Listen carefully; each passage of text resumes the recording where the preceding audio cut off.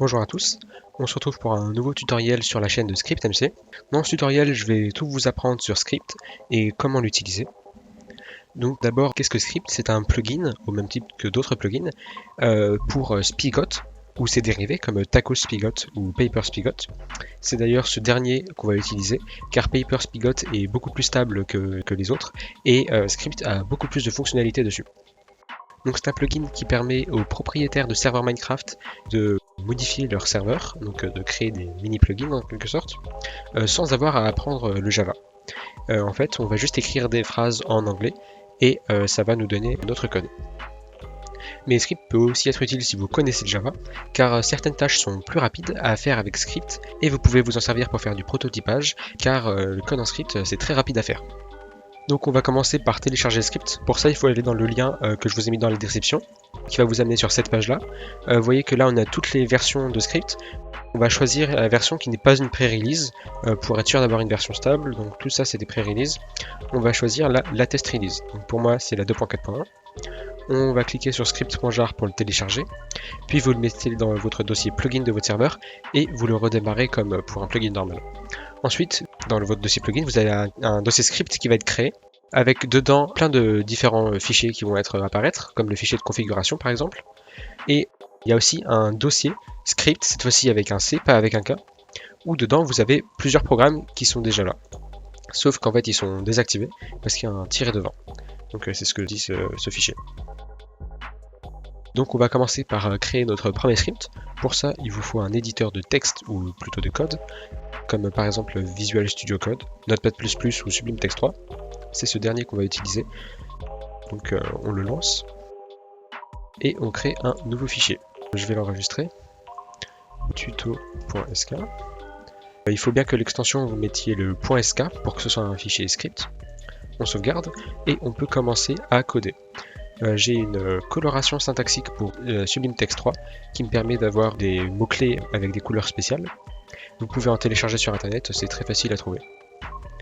Donc on va commencer par voir comment est-ce qu'un code script se présente. En fait, script, ça marche avec des événements. C'est-à-dire qu'il y a quelque chose qui va se passer en jeu et en fonction de ça, votre code va réagir. Quelque chose, ça peut être quand un joueur rejoint votre serveur, ça peut être quand un message est envoyé, quand une commande est exécutée, ça peut être plein de choses. Donc on va par exemple faire quand un joueur rejoint le serveur. Donc pour ça, on écrit onJoin. Et on peut dire que ça, c'est quand un joueur rejoint le serveur. Voilà. Alors déjà, il y a beaucoup de choses à analyser sur cette ligne. Le onJoin, qui veut dire quand un joueur rejoint. Le 2 points à la fin de la ligne, pour dire que la ligne est finie et qu'on va passer à la ligne suivante. Et d'ailleurs, quand une ligne en script se finit par un 2 points, parce que pas toutes les lignes se finissent par un 2 points, quand une ligne se finit par un 2 points, il faut que la ligne suivante soit tabulée. C'est-à-dire qu'il y ait 4 espaces comme ça, ou une tabulation. Et ensuite, ici, il nous reste cette partie-là. Donc ça commence par un hashtag, ça s'appelle un commentaire. C'est-à-dire que script va complètement ignorer ce qui est marqué derrière, c'est pour faire des annotations. Je peux marquer n'importe quoi, il va pas me mettre d'erreur, ça va quand même marcher. Donc ensuite, une fois qu'on a notre événement, on met une tabulation, et là on peut écrire ce qui va se passer quand cet événement apparaît. Donc pour tester, on va juste envoyer un message au joueur. On va faire send bonjour to player. Vous voyez qu'on utilise le mot clé send pour envoyer un message, et on précise à qui on veut l'envoyer. Donc là on l'envoie au joueur qui a rejoint. C'est automatiquement une donnée qu'on peut utiliser, c'est player. Et ensuite vous voyez qu'on a écrit du texte qui est cette fois-ci entre guillemets, parce que le texte littéral, donc c'est-à-dire vous pouvez marquer tout ce que vous voulez, ça doit se mettre entre des guillemets. Vous pouvez pas directement marquer ça comme ça. Voilà, donc on enregistre et on teste en jeu. Pour tester, il faut recharger notre script, donc on fait sk reload et le nom du script, donc nous c'est tuto.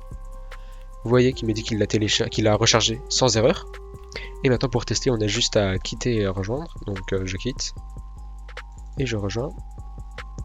Et là, on va avoir notre petit message bonjour qui apparaît ici. C'est tout pour ce premier tutoriel où on aura donc vu qu'est-ce que script, comment l'installer et comment encoder notre premier script avec script, donc, en voyant par exemple les événements et comment envoyer un message au joueur. On se retrouvera donc dans un prochain tutoriel pour voir comment créer des commandes avec script. Donc moi je vous laisse, salut!